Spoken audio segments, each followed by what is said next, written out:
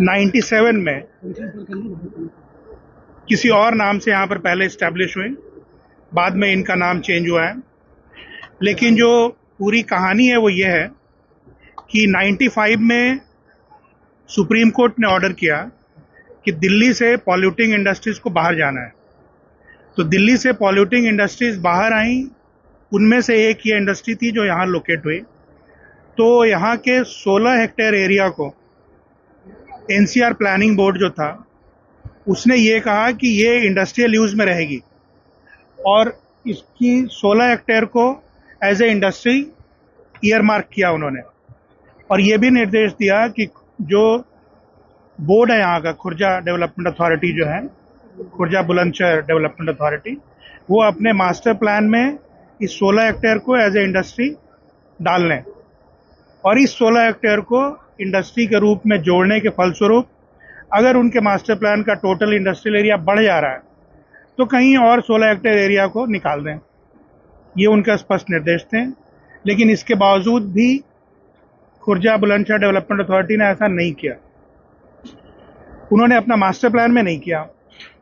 लेकिन इनकी जो ये इंडस्ट्री बनी हुई है, इसका नक्शा 97-98 में पास हुआ, फिर 2000 में भी पास हुआ था, 2-3 बार पास हुआ है, 2013 में भी पास हुआ था।